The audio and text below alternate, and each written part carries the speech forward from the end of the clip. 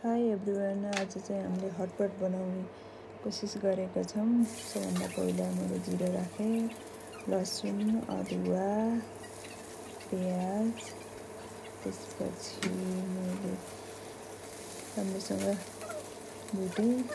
त्यसपछि बिस्किट रातो हुने गरेर भुटेँ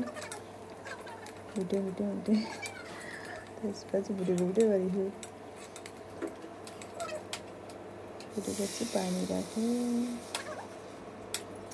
राखेर मसिनो चलाएँ। त्यसपछि अझ पानी कम भनेर फेरि थपेँ। त्यसपछि खुर्सानी राखेँ, त्यसपछि बेसार, धनिया पाउडर,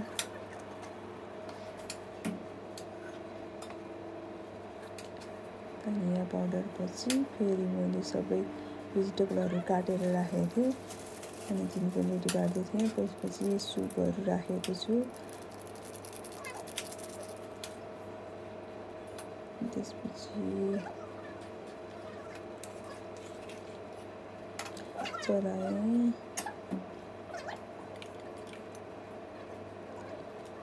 और यो खुर्सानी, रातो खुर्सानी पिसेर पेस्ट जस्तो बनाएको थियौँ हल्का। त्यसपछि त्यही राख्यौँ अनि निम्बुको रस अनि मसरुमहरू चाहिँ टुक्रा पारेर कोही सौलै राख्यौँ।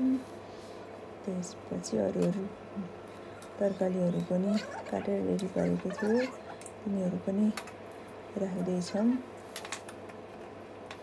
गाजर, क्याप्सिकम, प्याज, बन्दाकोपी,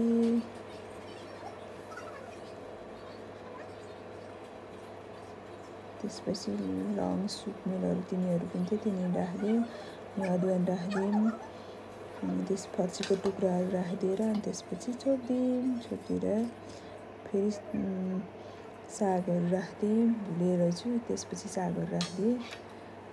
त्यसपछि छोपिदिउँ एकछिनको लागि। एकछिनपछि त्यो उम्लिएर बुक्लु परेछ, फेरि छोपिदिउँ।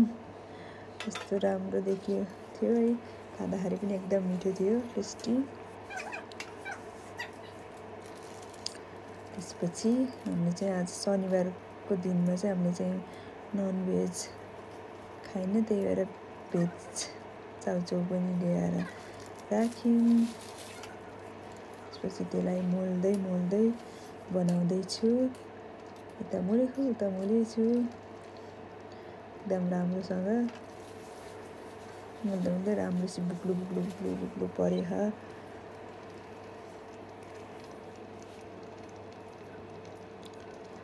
एकदम राम्रोसँग लगभग 20 मिनट जति 20-25 मिनट चाहिँ पकाएर राम्रोसँग त्यो त्यसको टेस्ट चाहिँ एकदम राम्रो मिठो आउने रहेछ खालि धेरै बेर पकाउँदाखेरि। त्यसपछि रेडी भएर खाना